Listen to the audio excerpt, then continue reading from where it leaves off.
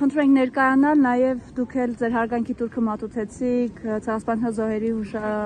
հիշատակին, ինչ ունեք ասելու օրվա խորհրդի հետ կապված։ Անհրաժեշտ շտապ կերպով այդ հարցը միջազգային մասշտաբով կարգավորել, ոչ թե ինչ-որ վերացական արտահայտություններ անել։ Մեր ժողովրդի ոգին պիտի բարձրացվի, թե ղեկավարների կողմից, թե ժողովրդի կողմից։ Ես տեսա այսօր ժողովուրդը նոսր էին, քիչ այնքան անցյալ տարի է։ Մենք ցած վերջ չունենք, վերջ կլինի այն ժամանակ, երբ որ այս հարցը իրավաբանորեն լուծվի, իօգուտ Հայաստան ժողովրդին։ Արարածան ով իրավունք տվել, արարածան Լենինի մի հարվածով Աթաթուրքին։ 120,000 քառակուսի կիլոմետր 18 թվականին տվել է Աթաթուրքին։ Ով է նրան իրավունք տվել այդ հարցը կարգավորել, չեմ հասկանում։ Այդ հարցը ոչ մեկը չի բարձրացնում։ Նրանց հետո նա պատժ մնալու Ստալինը Նախճիվանը տվել 1921 թվականին։ Հետո նախել վեճել Պուտինն է տվել էս Ղարաբաղի հարցով։ Սա ինչ ցեղասպանության հարց է։ Սրանք անվերջ գնում են, մեզ կոտ են սրանք։ Բանի Չինաստանի հյուսիսային մասում ույգուրներ կար այնտեղ։ Ույգուրների ցեղակիցներ են, այս Թուրքիան։ Հիմա դուք պատկերացնում եք թուրքերի հետ խաղաղ ապրել։ Ոչ, Թուրքիան չի խաղաղ մարդ չի։ Թուրքիան միշտ իրեն պատմության օրոք մի գիշադիչ է եղել, հանցագործ է եղել, գլուխ գործոցները նրանց փոքր երեխան որ մեծանում է,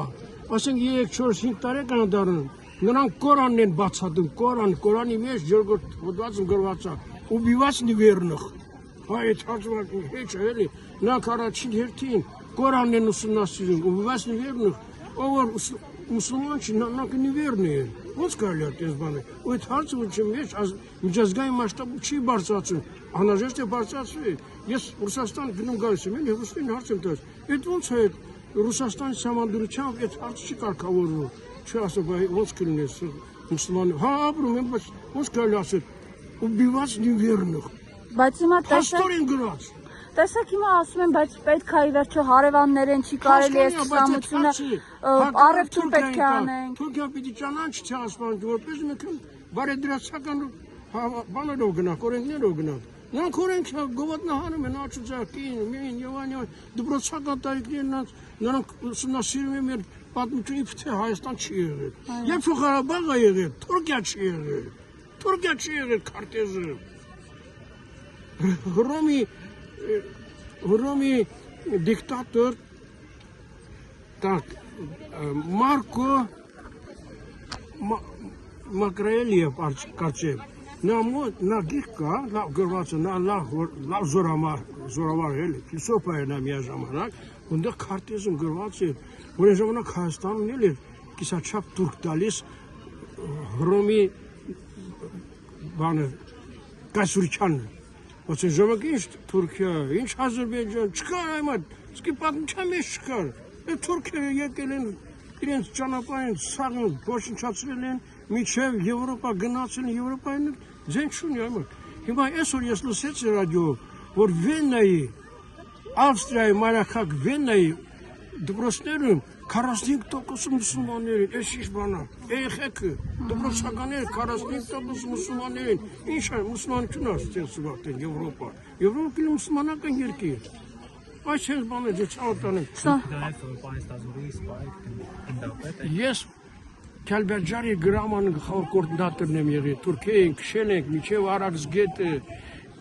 երբ որ տեսավ Հեյդար Ալիև տեսավ որ ճար չկա, նա գնացել է Ելցինի դեմի չոքել է, լացել է, որ ես հայերով ես կոտորվի փրկի, Ելցինն էլ փրկեց դրանց, ես պայմանագիր կնքեց, ոչ դիվանագիտորեն, մեզ վնաս պայմանագիր մենք չգրացինք առաջ, ցավոտան, այդ ձևի, ես սահմանապահ զորքերի, Հայաստանի սահմանապահ զորքերի ստեղծման հիմնադիրներից եմ, նոյեմբերյան մինչև մեղրի սահմանապահ զաստաններ ենք սարքել, ես Վազգեն Սարգսյանի օրոք սահմանապահ զորքերի կադրի բաժնի պետ եմ եղել, ես կադրներ եմ ընդունել, զենք, զինամթերք եւ այլ մենք բանակաշնչյան հարցը մեզ գործ ենք արտել։ Հիմա այս մարդը եկել է խաթում է զորավարներին։ Սա ինչ բան է։ Բայց ասում է, եթե մենք կարծում ենք, որ բանակն է մեր անվտանգության երաշխավորը, ուրեմն մենք անվտանգություն չունենք։ Նիկոլ Փաշինյանն է ասում։ Նիկոլ Փաշինյանը շատ իզուր է անում։ Ես չեմ վախենում ես արտահայտություններ անեմ։ Նիկոլ Փաշինյանը չի հասկանում բանականությունից։